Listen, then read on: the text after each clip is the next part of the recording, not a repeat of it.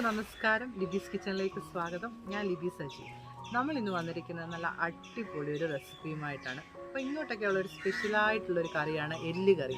അപ്പോൾ നമ്മളിന്ന് കാണിക്കുന്നത് പോത്തിൻ്റെ എല്ല് വെച്ചുള്ളൊരു കറിയാണ്, വാരി എല്ല് വെച്ചുള്ളൊരു കറിയാണ്. അപ്പോൾ അടിപൊളി കറിയാണ്. അതിനുമുമ്പ് നമ്മുടെ വീഡിയോസൊക്കെ എല്ലാവരും കാണുന്നുണ്ടെങ്കിൽ നിങ്ങൾ ലൈക്ക് ചെയ്യണം, സബ്സ്ക്രൈബ് ചെയ്യണം. അപ്പോൾ നമ്മളിത് എങ്ങനെ ഉണ്ടാക്കുന്നത് നോക്കാം. അപ്പോൾ ഏകദേശം ഒരു 2 കിലോയോളം എല്ലുണ്ട്, മാംസം ചേർന്ന എല്ലാണ്. അപ്പോൾ അതൊന്ന് ഇച്ചിരി മഞ്ഞൾപ്പൊടി ഉപ്പും ഇട്ട് കുറച്ച് നേരം വെച്ചതിന് ശേഷം കഴുകി വൃത്തിയാക്കി ഇതേപോലെ എടുക്കുക. പിന്നെ അതിനകത്തോട്ട് ആവശ്യത്തിന് ഏകദേശം 1 ടീസ്പൂണോളം മുളക് പൊടി, എരിവുള്ള മുളക് പൊടിയാണ്. പിന്നെ ഒരു 1/2 ടീസ്പൂൺ മല്ലിപ്പൊടി, പിന്നെ ഒരു 1/2 ടീസ്പൂണോളം ഗരം മസാല, പിന്നെ ഒരു 1/4 ടീസ്പൂൺ മഞ്ഞൾപ്പൊടി, 1 ടീസ്പൂണോളം കുരുമുളക്, പിന്നെ ആവശ്യത്തിന് ഉപ്പും കൂടെ ചേർത്തിട്ട് ഇത് നന്നായിട്ടൊന്ന് മിക്സ് ചെയ്തതിന് ശേഷം വെള്ളമൊന്നും ഒരു തീരെ ചേർക്കല്ല, വെള്ളമൊന്നും ചേർക്കാതെ നന്നായിട്ട് മിക്സ് ചെയ്തിട്ട് നമുക്കിത് നന്നായിട്ട് നല്ല പഞ്ഞി പോലെ കുക്കറിലൊന്ന് വേവിച്ചെടുക്കണം. അപ്പം രണ്ട് ഇറച്ചിയൊക്കെ നന്നായിട്ട് പൊടികളെല്ലാമായിട്ടൊന്ന് മിക്സ് ചെയ്തതിന് ശേഷം ഇത് കുക്കറിലോട്ട് മാറ്റിയിട്ട് നന്നായിട്ട് വേവിച്ചെടുക്കണം. ഒരു തുള്ളി പോലും വെള്ളം ചേർക്കേണ്ട ആവശ്യമില്ല, ഇതിനകത്ത് നിന്ന് തന്നെ വെള്ളം ഇറങ്ങും. അപ്പോൾ ഇതൊരു എത്ര വിസിൽ വേണം നിങ്ങളുടെ ഓരോരുത്തരെയും കുക്കറിന് അതനുസരിച്ച് വേവിക്കുക. ഒരു നന്നായിട്ട് വെന്ത് കിട്ടണം കേട്ടോ. അപ്പം ഇത് അവിടെ ഇരുന്ന് വേകുന്ന സമയം കൊണ്ട് നമുക്ക് ഈ കറിക്കുള്ള മസാല ഒന്ന് തയ്യാറാക്കിയെടുക്കണം.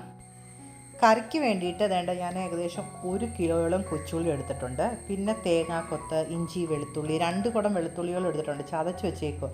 അതേപോലെ പച്ചമുളക്, ഇതിനെ ഇപ്പോൾ ഇച്ചിരി ഏറെ എല്ലാം എടുത്തിട്ടുണ്ട്. നമുക്ക് സവോള വേണേലും എടുക്കാം. അപ്പോൾ ഇത് വഴറ്റാൻ വേണ്ടി ഞാൻ ഒരു പാൻ വെച്ചിട്ടുണ്ട്. അതിലോട്ട് നമുക്ക് ആവശ്യത്തിന് വെളിച്ചെണ്ണ ഒഴിച്ച് കൊടുക്കണം. പിന്നെ ആദ്യം ഇട്ട് കൊടുക്കുന്നത് പെരിഞ്ജീരകമാണ്. പെരിഞ്ജീരകം ഒന്ന് ചൂടായി വരുമ്പോഴത്തേക്കിന് അതിനകത്തോട്ട് കടുക്, വറ്റൽമുളക് ഒക്കെ ഇട്ട് കൊടുക്കാം. 1 ടീസ്പൂണോളം പെരിഞ്ജീരകം ഇട്ട് കൊടുത്തിട്ടുണ്ട്. ഒരു 3-4 വറ്റൽമുളക് ഇതേപോലെ കട്ട് ചെയ്തിട്ട് ഇട്ട് കൊടുക്കാം. പിന്നെ 1 ടീസ്പൂണോളം കടുക്, ഇത്രയും കൂടി ഇട്ടിട്ട് ഇതൊന്ന് മൂത്ത് വരുമ്പോഴത്തേക്കിനും നമുക്ക് ഈ ഉള്ളിയെല്ലാം ഒന്ന് ചേർത്ത് കൊടുത്ത് നന്നായിട്ട് വഴറ്റിയെടുക്കാം. ഇഞ്ചിയും വെളുത്തുള്ളിയും ചതച്ചത്, കൊച്ചുള്ളി, തേങ്ങാക്കൊത്ത് എല്ലാം കൂടി ഇട്ട് നന്നായിട്ട് ഇത് വഴറ്റിയെടുക്കണം. അപ്പോൾ ഇത് നന്നായിട്ട് വഴന്ന് വരുമ്പോഴത്തേക്കിനും നമുക്കിതിനകത്തോട്ട് പൊടികൾ ചേർത്ത് കൊടുക്കാം. അപ്പോൾ ഞാൻ ഏകദേശം 2 കിലോ എല്ലുകറിയാണ് എടുത്തേക്കുന്നത്. അപ്പോൾ 2 ടേബിൾ സ്പൂണോളം നല്ല എരിവുള്ള മുളക് പൊടി, ഒരു 3 ടേബിൾ സ്പൂണോളം കാശ്മീരി മുളക് പൊടി, ഇത്രയും ചേർത്തിട്ടുണ്ട്.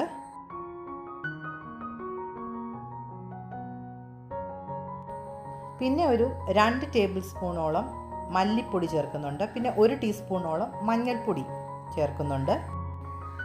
എന്നിട്ട് ഈ പൊടികളുടെയൊക്കെ പച്ചമണം മാറുന്നിടം വരെ ഒന്ന് നന്നായിട്ടൊന്ന് ഇത് ചൂടാക്കിയെടുക്കണം.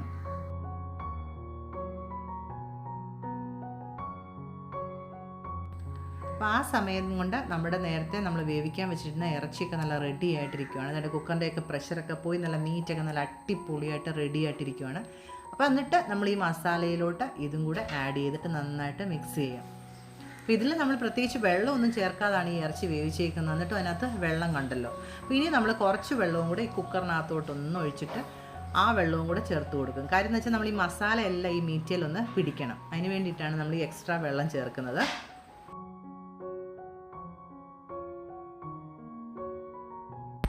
അപ്പോൾ ആവശ്യത്തിന് വെള്ളവും കൂടെ ഒക്കെ ചേർത്തിട്ട് ഇത് നന്നായിട്ട് മിക്സ് ചെയ്തതിന് ശേഷം ഇതിനകത്തോട്ട് നമ്മളിനി ഒരു 2 തക്കാളി അരിഞ്ഞത് ചേർക്കുന്നുണ്ട്. പിന്നെ ഒരു 3-4 പച്ചമുളക്, പിന്നെ 1 ടീസ്പൂണോളം കുരുമുളക് പൊടി, ആവശ്യത്തിന് കുറച്ചും കൂടെ ഗരം മസാല, പിന്നെ ഏലക്കായും പെരിഞ്ജീരകവും കൂടെ പൊടിച്ചത് 1 ടീസ്പൂണ്, ഇത്രയും കൂടെ ചേർത്തിട്ട് ഇത് നന്നായിട്ട് ഇളക്കി ആവശ്യത്തിന് ഉപ്പുണ്ടോ എന്ന് നോക്കിയിട്ട് കുറച്ച് ഉപ്പും കൂടി ഇട്ടിട്ട് ഇത് അടച്ച് വെച്ചിട്ട് കുറച്ച് നേരം ഒന്ന് തിളപ്പിച്ച് ഈ ചാറ് കുറുകുന്നിടം വരെ ഒന്ന് നമ്മളിത് വേവിച്ചെടുക്കണം.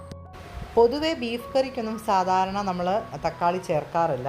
ഈ ഒരു എല്ലുകറിക്ക് മാത്രമാണ് തക്കാളി ചേർക്കുന്നത്. ഈ കൂട്ടുകളെല്ലാം കൂടെ ചേർത്തിട്ട് നന്നായിട്ടൊന്ന് ഇളക്കിയതിന് ശേഷം നമുക്കിത് അടച്ച് വെച്ചിട്ടൊന്ന് തിളപ്പിച്ചെടുക്കാം. ചാറൊന്ന് കുറുകുന്നിടം വരെ ഒന്ന് തിളപ്പിച്ചെടുത്താൽ മതി. പിന്നെ ഓരോരുത്തരുടെയും ചാറിനനുസരിച്ച് വറ്റിച്ചെടുക്കാം.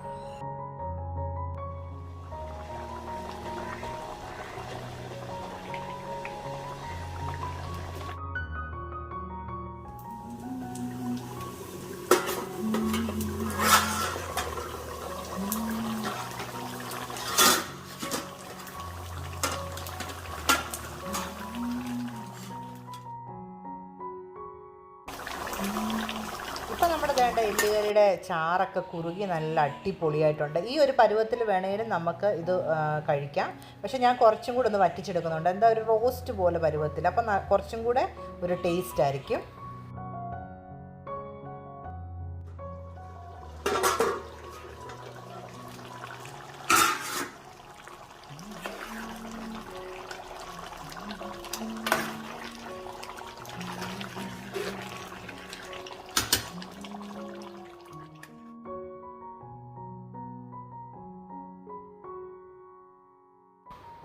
അതുകൊണ്ട് നമ്മുടെ കറിയൊക്കെ വെന്ത് നല്ല കുറുകി അടിപൊളിയായിട്ടുണ്ട്.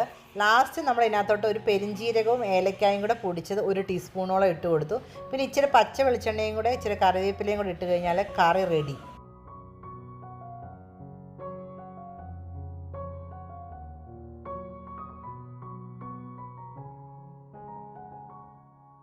അപ്പോൾ നമ്മുടെ എല്ലുകറി റെഡി ആയിരിക്കുകയാണ്. അതിൻ്റെ കൂട്ടത്തിൽ നല്ല ചൂട് കപ്പ വേവിച്ചതുണ്ടെങ്കിൽ അടിപൊളിയാണ്.